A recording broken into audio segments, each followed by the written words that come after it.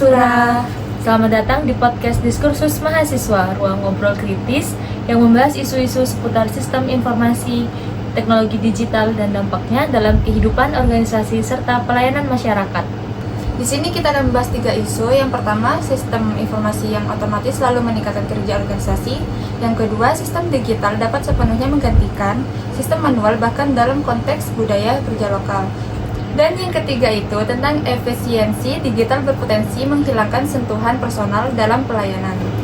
Jadi menurut kamu itu sistem informasi yang otomatis selalu meningkatkan kinerja organisasi itu bagaimana? Menurut saya, sistem informasi yang terotomatisasi pada dasarnya mampu meningkatkan kinerja organisasi. Otomatisasi membuat proses kerja menjadi lebih cepat, efisien, dan minim kesalahan. Dengan sistem yang terintegrasi, organisasi dapat mengolah data secara real time sehingga pengambilan keputusan menjadi lebih tepat dan berbasis informasi.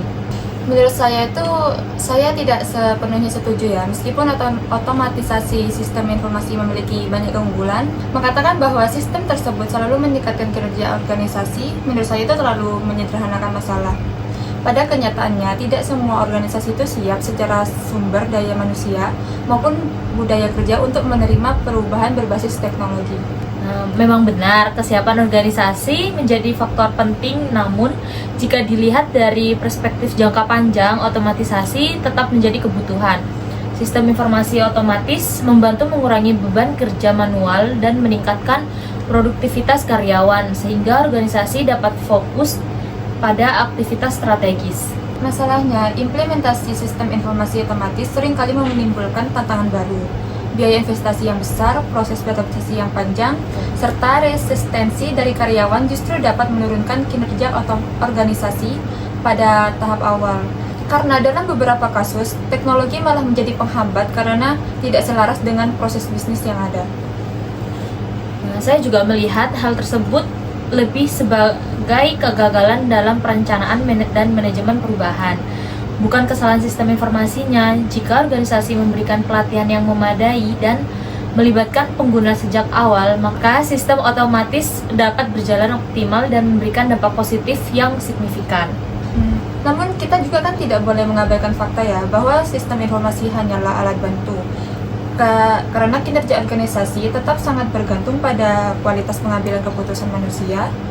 Karena ketergantungan berlebihan pada sistem otomatis berpotensi mengurangi daya kritis dan fleksibilitas organisasi dalam menghadapi situasi yang kompleks.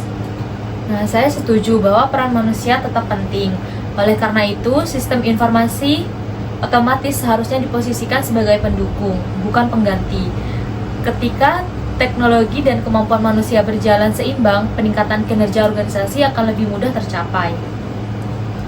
Jadi kesimpulannya itu otomatisasi sistem informasi memang memiliki potensi besar, tetapi tidak bisa dianggap sebagai solusi mutlak ya. Keberhasilan peningkatan kinerja organisasi sangat ditentukan oleh kesesuaian antara teknologi, manusia, dan strategi organisasi itu sendiri. Sepertinya segitu saja untuk isu yang pertama. Karena kita akan lanjut untuk isu yang kedua tentang sistem digital dapat sepenuhnya menggantikan sistem manual, bahkan dalam konteks budaya kerja lokal. Nah, menurut kamu bagaimana tentang isu tersebut? Saya berpendapat bahwa sistem digital pada akhirnya itu dapat sepenuhnya menggantikan sistem manual. Kenapa? Karena termasuk dalam konteks budaya kerja lokal, digitalisasi menawarkan efisiensi, kecepatan, dan akurasi yang tidak dapat dicapai oleh sistem manual. Proses administrasi, pencatatan, hingga pelaporan dapat dilakukan secara otomatis dan terdokumentasi dengan baik, sehingga meminimalkan kesalahan serta meningkatkan produktivitas organisasi. Saya kurang sependapat, karena sistem digital memang membawa banyak manfaat, tetapi mengatakan bahwa sistem tersebut dapat sepenuhnya menggantikan sistem manual dalam konteks kerja budaya lokal terasa kurang realistis. Budaya kerja lokal sering kali mengedepankan nilai kekeluargaan, komunikasi langsung, dan kebiasaan kerja yang bersifat informal, yang tidak selalu bisa diakomodasi oleh sistem digital. Justru sistem digital itu dapat membantu menstandarkan proses kerja tanpa menghilangkan nilai-nilai lokal tersebut. Dengan adanya sistem digital, organisasi dapat menciptakan alur kerja yang lebih rapi dan transparan. Sementara interaksi sosial tetap bisa berlangsung di luar sistem. Selain itu juga generasi muda yang melek akan teknologi semakin mendorong adaptasi budaya kerja menuju digital. Namun dalam praktiknya, tidak semua anggota organisasi memiliki tingkat literasi digital yang sama. Pada banyak organisasi di daerah atau sektor tradisional, sistem manual masih dianggap lebih mudah dan fleksibel. Pemaksaan digitalisasi justru dapat menimbulkan ketimpangan, ketergantungan pada pihak tertentu, dan menurunkan efektivitas kerja. Betul, perbedaan literasi digital memang menjadi tantangan, tetapi itu bukan alasan yang mempertahankan sistem manual ya. Dengan pelatihan yang berkelanjutan dan pendampingan yang tepat, sistem digital dapat diterima secara luas. Bahkan digitalisasi dapat menjadi sarana transformasi budaya kerja agar lebih adaptif terhadap perubahan zaman. Tapi saya tetap berpendapat bahwa sistem digital sebaiknya tidak sepenuhnya menggantikan sistem manual dalam konteks budaya kerja lokal. Pendapatan hibrida lebih relevan.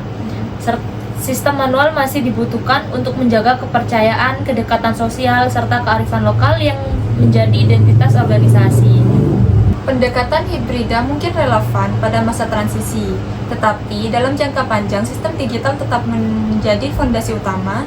Budaya kerja lokal juga bersifat dinamis dan dapat beradaptasi dengan teknologi, bukan suatu yang statis dan harus selalu dipertahankan dalam bentuk manual. Nah, jadi kesimpulannya, sistem digital memang penting dan tak terhindarkan, tetapi klaim bahwa sistem tersebut dapat sepenuhnya menggantikan sistem manual dalam semua konteks budaya kerja lokal perlu dikaji secara kritis dan kontekstual. Kita melanjutkan isu yang ketiga tentang efisiensi digital berpotensi menghilangkan sentuhan personal dalam pelayanan. Nah, menurut kamu itu bagaimana dengan isu tersebut? Saya berpendapat bahwa efisiensi digital memang berpotensi menghilangkan sentuhan personal dalam pelayanan. Ketika organisasi terlalu mengandalkan sistem digital seperti chatbot, layanan otomatis, dan aplikasi berbasis algoritma, interaksi manusia menjadi semakin terbatas. Akibatnya, pelanggan seringkali merasa dilayani oleh sistem, bukan oleh manusia yang memahami kebutuhan dan emosi mereka. Saya memahami kekhawatiran tersebut, tetapi saya tidak sepenuhnya setuju. Efisiensi digital justru dapat meningkatkan kualitas pelayanan jika digunakan secara tepat. Dengan sistem digital, pelayanan menjadi lebih cepat, konsisten, dan tersedia 24 jam. Hal ini memungkinkan tenaga manusia itu untuk fokus pada kasus-kasus yang membutuhkan empati dan penanganan khusus.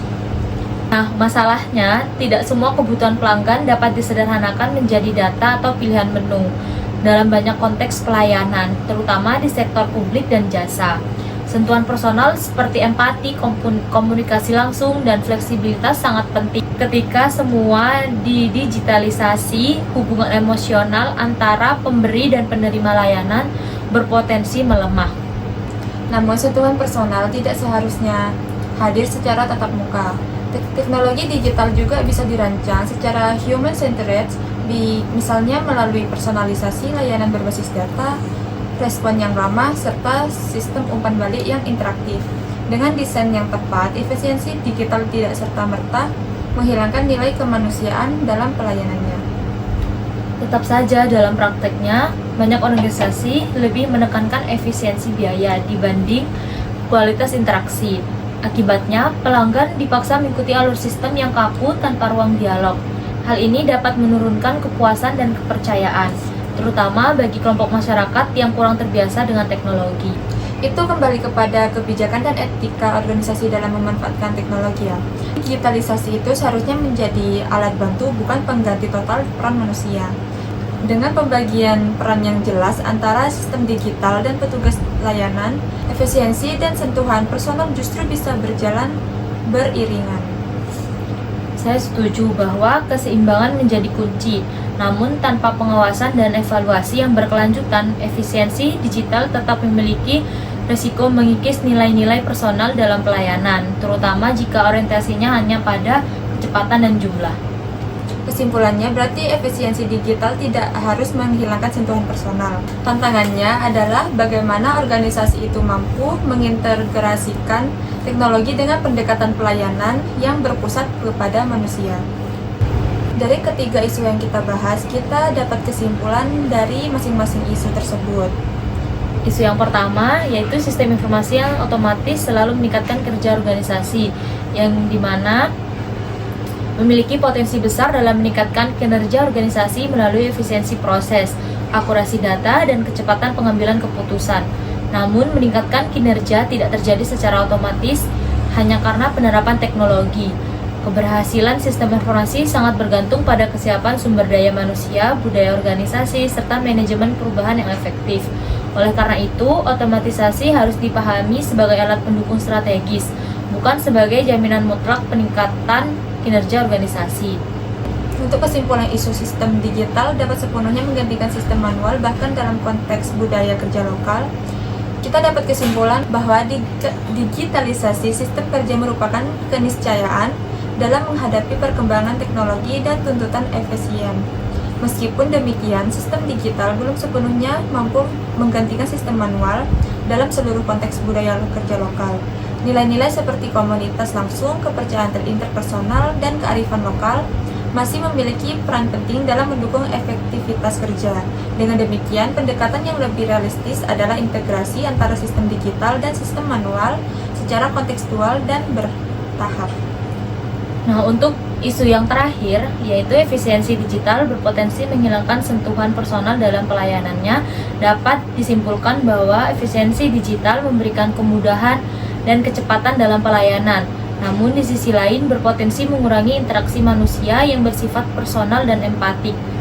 Tantangan utama bukan terletak pada teknologi itu sendiri, melainkan pada cara organisasi merancang dan mengimplementasikan sistem digital. Dengan pendekatan yang berpusat pada manusia, efisiensi digital dapat berjalan seimbang dengan sentuhan personal, sehingga kualitas pelayanan tetap terjaga. Nah, dari diskusi kita ini bisa kita lihat kalau sistem digital memang punya banyak manfaat, tapi juga gak lepas dari tantangan. Perbedaan pendapat justru bikin kita lebih kritis dalam melihat teknologi, bukan cuma soal canggih atau efisien, tapi juga soal manusia dan budaya di baliknya. Semoga obrolan ini bisa menjadi bahan refleksi bareng. Terima kasih sudah mendengarkan. Sampai ketemu di diskursus selanjutnya. Dadah.